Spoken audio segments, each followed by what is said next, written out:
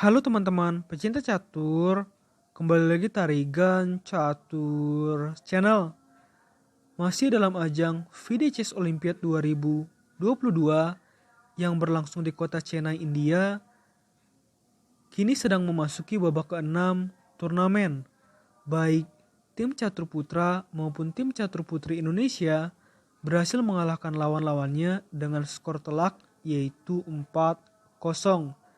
Tim catur putra mengalahkan Costa Rica dan tim catur putri mengalahkan Islandia. Kali ini, admin Trigan Catur akan menampilkan salah satu pertandingan menarik ketika wakil tim catur putri Indonesia, Fariha Mariroh, berhasil menang dengan lawannya yang memiliki rating FIDE hampir 100 poin di atasnya, yaitu Hallgerdur Thorsteinsdottir. Bagaimana kira-kira jalannya permainan? Langsung saja kita simak ya. Di sini pemegang catur putih Hallgerdur Thorsteinsdottir memulai permainan dengan pion E4 dan dijawab pion C5 oleh Fariha Mariroh membentuk pembukaan pertahanan Sisilia. Kuda F3, pion D6. Di sini Fariha membawa permainan masuk dalam variasi modern tetap di dalam pembukaan pertahanan Sisilia. Gajah skak, gajah menutup ancaman skak, gajah pukul gajah skak, dan menteri pukul gajah di petak D7. Pion C4 dan kuda F6 ancam pion putih sehingga kuda C3 melindungi pion. Pion G6, rokade pendek oleh hitam, dan gajah G7. Pion D4 mengajak pertukaran pion oleh putih yang diterima oleh hitam. Pion pukul pion, kuda pukul pion, dan rokade pendek oleh hitam. Pion F3, benteng C8 di sini mengancam pion putih yang tidak terkawal ya, yang ada di petak C4. Maka untuk melindungi pion tersebut, digerakkanlah pion B3. Pion D5, langkah menarik dari hitam. Di sini jika putih menjawabnya dengan pion pukul pion, maka benteng pukul kuda. Tapi kalau dengan pion pukul pion yang lainnya, ini langkah bagus menurut analisa komputer. Langkah yang paling disarankan. Sayangnya di sini Hallgerdur Thorsteinsdottir melakukan langkah yang kurang cermat, yaitu dengan pion ke petak E5, sehingga secara posisional kalah -1 dari Fariha Mariroh. Padahal sekilas kita lihat putih akan mendapatkan keunggulan satu pion, tapi ini benar-benar kalah posisi dari Hallgerdur Thorsteinsdottir. Sekarang belum terlihat masalahnya bagi putih, tapi dalam 3-4 langkah ke depan maka pertahanan putih akan terkoyak-koyak oleh Fariha Mariroh.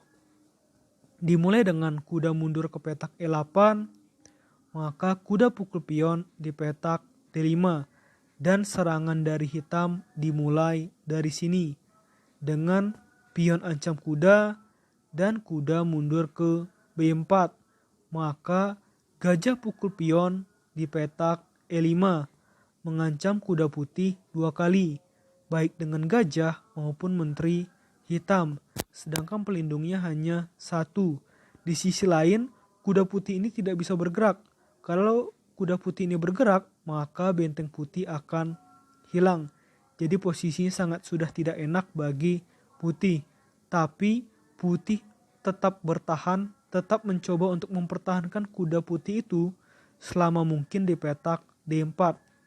Dimulai dengan langkah kuda C2 dan benteng D8, gajah E3, dan akhirnya setelah langkah kuda C6, maka putih atau kuda putih menyerah. Dan akhirnya kuda putih dipindahkan dengan kuda pukul kuda di petak C6 dan menteri pukul kuda di petak C6. benteng ancam menteri, dan gajah ancam benteng. Jadi jelas putih akan segera kehilangan bentengnya. Menteri berpindah ke E2 dan gajah pukul benteng di petak A1. Benteng pukul gajah dan menteri D6. Gajah D4 dan pion F6. Pion F4, raja F7. Benteng E1 dan kuda G7. Pertahanan dari hitam sangat solid ya di posisi seperti ini. Menteri F3 dan kuda ancam gajah. Gajah mundur ke A1 dan di sini hitam melakukan langkah blunder yang sebenarnya tidak terlalu masalah karena secara posisi hitam masih unggul plus 1,7 dari putih. Jadi ini hanya blunder yang akibatnya tidak terlalu fatal, namun bisa menjadi pembelajaran agar hitam atau Fariha Mariroh di laga-laga selanjutnya bisa terus konsisten dalam memainkan langkah-langkahnya. Menteri pukul pion skak dan kuda menutup ancaman skak.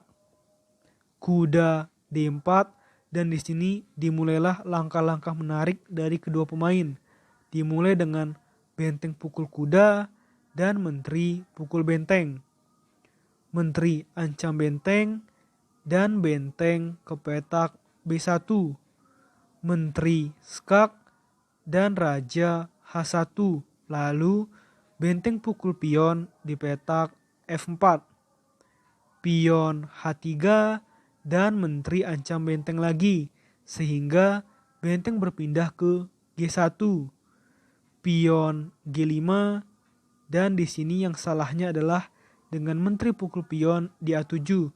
Maka secara posisi Fariha Mariroh unggul plus 4,6 dari putih. Dalam permainan yang masih middle game tapi akan segera masuk ke babak akhir, maka di sini putih sudah hampir pasti kalah ya. Hitam hanya tinggal memanfaatkannya dengan sebaik mungkin. Pion G4, pion pukul pion, dan menteri G3. Benteng B1 dan benteng pukul pion di petak G4. Ada ancaman skakmat di petak G2 namun masih bisa diselamatkan dengan menteri berpindah ke B7. Benteng skak, raja G1 dan tepat setelah hitam melangkahkan menteri ke petak E3 dengan tempo skak, tepat di posisi seperti ini, Hallgerdur Thorsteindotir memutuskan untuk menyerah. Karena tinggal satu langkah lagi, putih terkena skakmat, yaitu dengan raja pindah ke petak F1 dan benteng H1 skakmat. Maka dari itu, sebelum ini terjadi, Hallgerdur Thorsteindotir memutuskan untuk menyerah. Oke, menurut admin Tergan Catur, video kali ini cukup ya. Nantikan video-video selanjutnya. Tetap di Tarigan Catur Channel.